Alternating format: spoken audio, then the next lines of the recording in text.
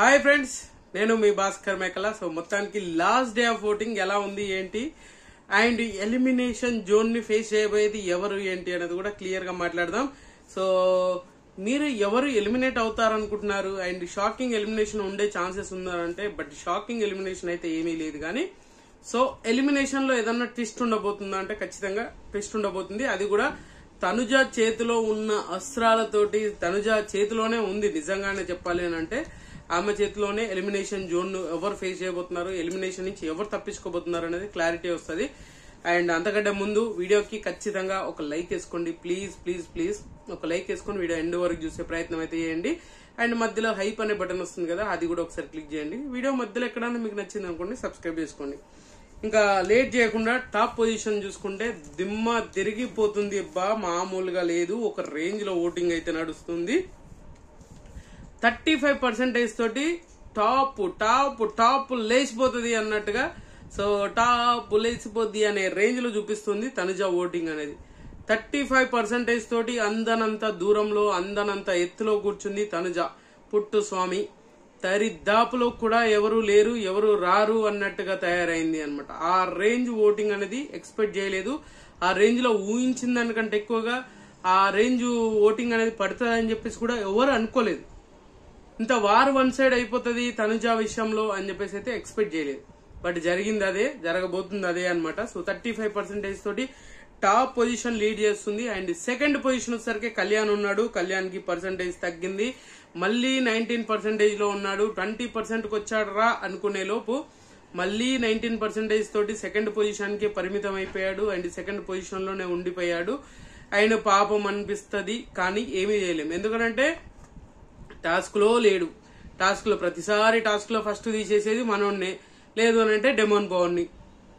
వీళ్ళకే ఎక్కువ తీసేసుడు అయిపోతుంది. వాళ్ళకి ఫుటేజ్ ఎక్కడి నుంచి వస్తుంది? అట్లీస్ట్ పవన్ కన్నా అట్లీస్ట్ రీతుతో కొంచెం ఆ ర్యాప్ గానీ, ఆ ట్రాక్ గానీ కొంచెం వర్కౌట్ అవుతుంది. ఎక్కడో అక్కడ స్క్రీన్ స్పేస్ అనేది కనిపిస్తుంది. సో కళ్యాణ్కి అసలు కనిపించట్లే కంప్లీట్ గా. టాస్క్ లో ఆడిన ప్రతిసారి మనోడిని తీసి పక్కన పెట్టడం, టాస్క్ లో ఆడిన ప్రతిసారి మనోడిని తీసి పక్కన పెట్టడం, ఇదే జరుగుతుంది. ప్రస్తమానం ఇదే జరుగుతుంది. పాపం మనోడు మాత్రం ఏం చేస్తాడు? సో ఊహించిన దానికంటే మనోడికి ఎక్కువ ఓటింగ్ పడొచ్చు. బట్ ఇప్పుడైతే 19%, మార్నింగ్ కి ఇప్పటికి చూసుకుంటే 1% ఓటింగ్ అనేది తగ్గింది. అండ్ చివరి రోజు, చివరి రోజు ఈ రోజు మిడ్ నైట్ తో ఓటింగ్ అనేది క్లోజ్ అవబోతుంది. సో ఇంకా కొన్ని గంటలే ఉంది కాబట్టి ఖచ్చితంగా మీకు నచ్చిన కంటెస్టెంట్ కోటేసుకోండి.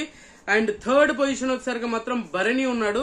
సో ఇది చాలా మంది భరణి బాటమ్ 3 లో ఉన్నాడు అని చెప్తున్నారు. బట్ బాటమ్ 3 లో ఏమీ లేడు భరణి అయితే. అండ్ టాప్ 3 లో ఉన్నాడు. సో దాన్ని బాటమ్ 3 కి చేశారు, టాప్ 3 నుంచి బాటమ్ 3 కి చేశారు అనమాట. సో ఊహించారా? మీరు అనుకున్నారా డేంజర్ జోన్ లోనే ఉండే భరణి ఇప్పటికి ఇంత ఓటింగ్ పెరుగుతుంది అని అంటే? సో టాస్క్ అవని, కొంతవరకు మార్పు అవని, చాలా విషయాల్లో చాలా చేంజ్ అయ్యాడు. ఇంకా ఎక్కువ చేంజ్ అవ్వాలి. ఇంకా ఆ ఆటలో ఆ ఇంపాక్ట్ అనేది క్రియేట్ చేపించగలగాలి. అండ్ నేను ఎవరికి స్టాండ్ తీసుకోవట్లేదు, నాకు నేనే ఆడతా, వన్ మ్యాన్ షో అన్నట్టుగా ఆడితే ఖచ్చితంగా మళ్ళీ భరణి కంబ్యాక్ అన్నట్టుగా వచ్చేస్తాడు. అంత రేంజ్ ఓటింగ్ కూడా పడే ఛాన్సెస్ ఉంది. 6-7% ఓటింగ్ ఉన్న భరణికి ఏకంగా 14%, అంతేనా, 14% ఓటింగ్ పడుతుంది. అంటే స్టేబుల్ ఓటింగ్ పడుతుంది. చాలా మంది చెప్తున్నారు 6-7% ఓటింగే ఉంది అని చెప్తున్నారు, కానీ అది నమ్మకండి. అండ్ 14% తోటి భరణి సేఫ్ జోన్ లో ఉన్నాడు. బిగ్ బాస్ కాల్ తీసుకొని ఏదన్నా మ్యాజిక్ చేస్తే తప్ప వెళ్ళిపోడు. అప్పటిదాకా ఖచ్చితంగా మనోడు ఉండాల్సిందే, ఉంటాడు కూడా. దీంట్లో ఎలాంటి మార్పు చేసుకోవాల్సిన అవసరం లేదా అంటే ఖచ్చితంగా ఆయనకు అంత రేంజ్ ఓటింగ్ అయితే అన్అఫిషియల్ లో పడుతుంది. సో ఇది మాక్సిమం అఫీషియల్ కి దగ్గరగా ఉంటుందని కూడా చెప్తున్నాను. ఇది పదే చెప్తున్నాను. 14% తోడు. అండ్ తర్వాత పొజిషన్ వచ్చేసరికి మాత్రం సంజన ఉంది. సంజన ఓటింగ్ కూడా చాలా అంటే చాలా బాగా ఉంది. అండ్ 12% తోటి చాలా స్టేబుల్ ఓటింగ్ అయితే నడుస్తుంది. అండ్ 12 to 13% వరకు ట్రావెల్ అవుతూ ఉంది. బట్ ఏంటంటే 13% కాదు, 12% to 13% వరకు వస్తూ ఉంది. బట్ అక్యురేట్ గా చెప్పాలి అని అంటే కొంచెం 12 కంటే కొంచెం ఎక్కువ ఓటింగ్ అనేది పడుతూ ఉంది అనమాట సంజనకి. మార్నింగ్ ఖచ్చితంగా 12% ఓటింగ్ ఉండే, ఇప్పుడు ఇంకా కొంచెం పెరిగింది. అనుకున్న దానికంటే కొంచెం ఎక్కువగానే పెరిగింది అనుకోవచ్చు. అండ్ సంజన దగ్గర నుంచి చాలా మంది ఎక్స్పెక్ట్ చేసే కంటెంట్ రాకపోయినా కూడా ఏదో విధంగా స్క్రీన్ మీద చూడాలి, స్క్రీన్ మీద కనిపించాలి అని ఏదో ఒక మ్యాజిక్ చేయడానికి ట్రై చేస్తుంది. అట్లీస్ట్ ట్రై చేయడం అనేది తప్పు కాదు కదా, ఆ ట్రై చేయకుండా ఉండే వాళ్ళు చాలా మంది ఉన్నారు. అలా అన్నా ఈమె బెటర్ వాళ్ళతో పోల్చుకుంటే అన్నట్టుగా నాకు అనిపించింది పర్సనల్లీ. సో 12% 12 to 13% ఓటింగ్ అయితే పడుతుంది సంజనాకి. అండ్ తర్వాత పొజిషన్ 5th పొజిషన్ వచ్చేసరికి సుమన్ శెట్టి ఉన్నాడు. సుమన్ శెట్టి కూడా 10 to 11% ఓటింగ్ పడుతుంది. ఇది నమ్మినా నమ్మకపోయినా జరుగుతుంది, జరిగేది ఇదే అనమాట. మీరు అనుకున్న దానికంటే ఎక్కువగా అదైపోతూ ఉంది. అండ్ ఎక్స్పెక్ట్ చేసిన దానికంటే ఎక్కువగా దారుణాలు జరగబోతున్నాయంటే సుమన్ విషయంలోనే జరుగుతుంది, సుమన్ శెట్టి విషయంలోనే. ఎందుకంటే 16 వరకు వెళ్ళిన ఓటింగ్ సడన్ గా ఇప్పుడు 10 to 11% ఓటింగ్ మధ్యలో ఉంది అని అంటే చాలా ఓటింగ్ అనేది డ్రాప్ అయినట్టే కదా. సో డ్రా బ్యాక్ అయింది అని అంటే చాలా హారబుల్ గా ఉన్న పరిస్థితే కదా, ఆ సిచ్యువేషన్ జరుగుతున్నట్టే కదా. సో ఇది కొంచెం కన్సిడర్ చేసుకోవాలి. అండ్ సుమన్ శెట్టి విషయంలో చాలా హారబుల్ ఓటింగ్ పడుతుంది, చాలా తగ్గిపోయింది. మరి ఏ పర్పస్ లో తగ్గిపోయిందో ఏంటో తెలియదు కానీ మరి దారుణంగా పడిపోయింది ఓటింగ్ అనేది. ఆల్మోస్ట్ 6% అంతే, 5 to 6% ఓటింగ్ అనేది పడుతూ ఉంది. సో ఇది చాలా తక్కువ ఓటింగే అండ్ చాలా దారుణంగా ఓటింగ్ అనేది పడిపోతుంది. అండ్ కొంచెం చూసుకోండి, ఈ రోజు మిడ్ నైట్ వరకే ఉంటది కాబట్టి మీరు ఎవరికి ఓట్లు వేయాలనుకున్నది క్విక్లీ వేసుకోండి. అఫీషియల్ ఓట్లకి వేసుకోవడానికి ట్రై చేయండి. అలాగే మిస్డ్ కాల్ డేటా ఉంటది, మిస్డ్ కాల్ కూడా ఇచ్చుకోండి. అండ్ ఇంకా లేట్ చేయను. తర్వాత పొజిషన్ వచ్చేసరికి రాము రాథోడ్ ఉన్నాడు. రాము రాథోడ్ ఫెవికాల్ పెట్టి ఎత్తికించుకున్నట్టుగా 7 నెంబర్ మీద 7% ఓటింగ్ తోటి 6th పొజిషన్ లో ఉన్నాడనమాట. ఫెవికాల్ వేసి అతికిచ్చాడు.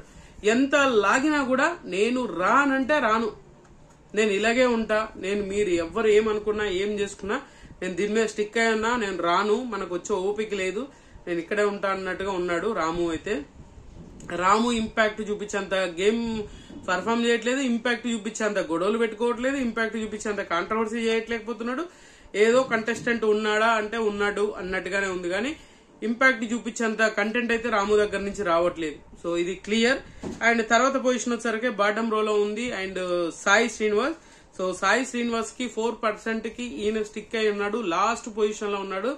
సాయి శ్రీనివాస్ ఎలిమినేషన్ ని ఆపగలిగే సత్తా దమ్ము ఎవరికి ఉంది అని అంటే ఓన్లీ ఒకే ఒక్కరు ఉన్నారు. ఆ ఒకే ఒక్కరు ఎవరో కాదు, తనుజ మాత్రమే.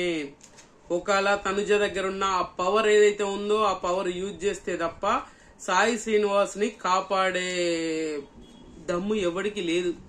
ఆ రేంజ్ లో ఉంది ఆయన ఓటింగ్. మరి దారుణంగా స్టార్టింగ్ నుంచి ఇప్పటికి కూడా బాటమ్ లోనే ఉన్నాడు. పోనీ అట్లీస్ట్ మధ్యలో ఎక్కడన్నా పైకి వెళ్ళాడరా అనుకోవడానికి ఏమీ లేదు.